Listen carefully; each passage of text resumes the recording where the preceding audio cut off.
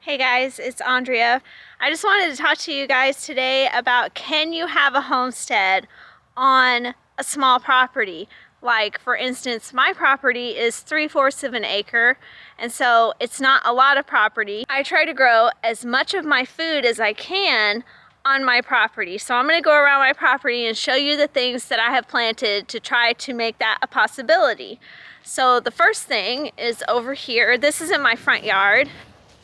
I have two pear trees. They're Asian pear trees.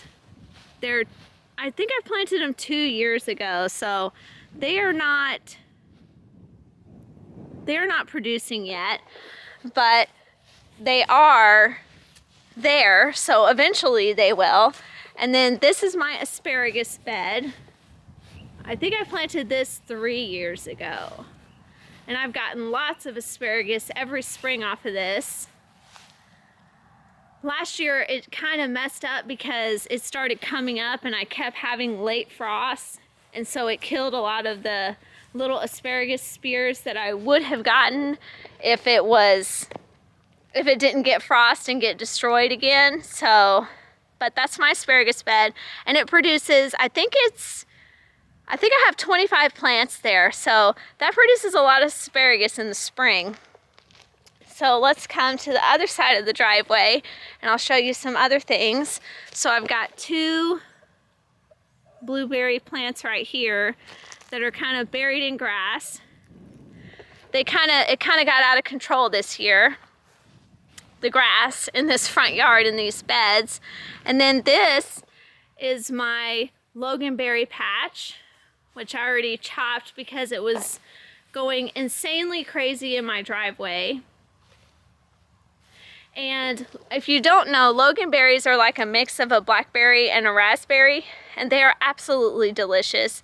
They are also super, super vigorous. They were probably 15 feet tall and hanging over this fence right here into my driveway. So this summer, well, not this summer, but in the fall when they were done, I went ahead and I chopped them back so that when they grow their new growth in the spring, hopefully they won't get in the driveways so fast. And then I have more blueberries. This is a little blueberry plant right here. And here's some more blueberries. And then on this side, there's more blueberries. This right here is a marshmallow plant that I planted by seed a few years ago, and it's been doing really good. So here's some more.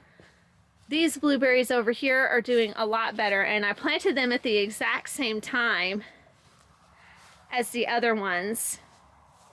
But I think just this area, probably the dirt here maybe is better than over in that other bed. So maybe that's why they do better.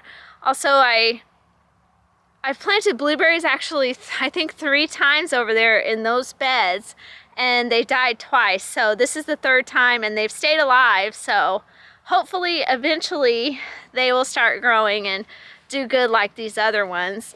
And then I've got an apple tree right here. And I'm not sure, I think this is a Jonathan red apple. And then this one right here is a red delicious apple. And I've got 2 mulberry trees. And then I also have a fig tree over here, but this fig tree dies back to the ground every single year. So, and then it comes up and it grows like a little bush. So it's supposed to be a hardy fig, but it dies back every year. So I get a couple of figs off of it, but not really a lot or anything that, I mean, I make some fig Newtons with it, but not anything that is too good of a crop. This is my elderberry tree. I believe it's 5 years old. I dug it up from my mother-in-law's house and brought it over here. And then this whole row right here is blackberries. So I went through the beginning of winter and cut out all of the old branches and left the new growth that grew last year so that it'll produce blackberries for us. And it produced a lot of blackberries last year, which was great. They are so good. They are the thorny ones. I didn't buy the non-thorn. I bought the thorny ones because I knew they would be super vigorous and produce a lot, so that's why I bought those. So this is my vineyard, this fence that goes all the way down here. I think there's 10 or so grapevines. They're Concord grape, and they do have the seed because when I bought these, they didn't have the seedless kind. And so these are all our grapes, which are also very delicious. And I think there's a little chicken in here. She's in there probably trying to lay an egg. So then behind this vineyard fence, we enclosed our chickens, and they get this whole area as a chicken run. And so these are still grapes right here. And I already trimmed them back. I'm trying to get them to grow a little differently this next year, so we'll see if that works. And these are my little chickies. Hey, chickies. They are laying eggs right now, which is great. Winter eggs are great. And then these are my ducks over there. That's another elderberry tree, and that one is actually 3 years old, so it's younger than the one in the front, but it's humongous. And that's because it's in here in the bird yard. And then we have 4 pecan trees, so all back here, they're all scattered, but so we get a lot of pecans, so that's a good thing. And then of course we have our garden bed right here.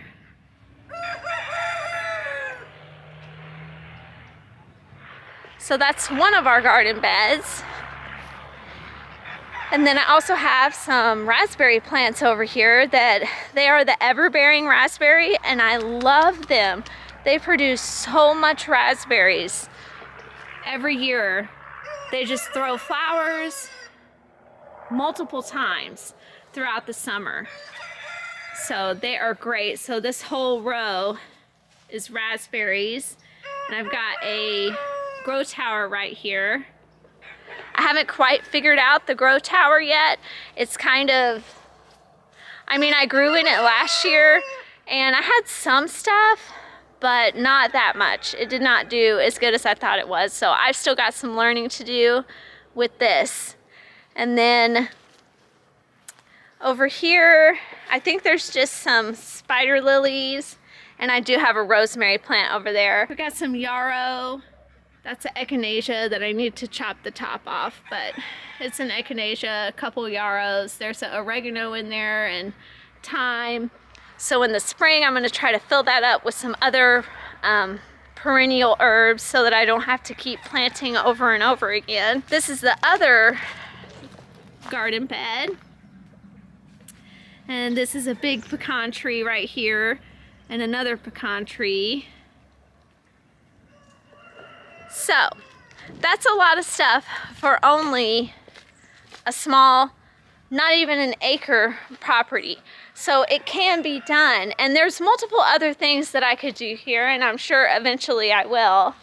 But I just wanted to give you guys an example of how you can grow multiple things on a small property. It doesn't have to be 20 or 30 acres or even 5. It doesn't even have to be 5. You can go off what you can afford, and this is what we could afford. And so this is what we can do. And so I try to grow as much of our food as I can.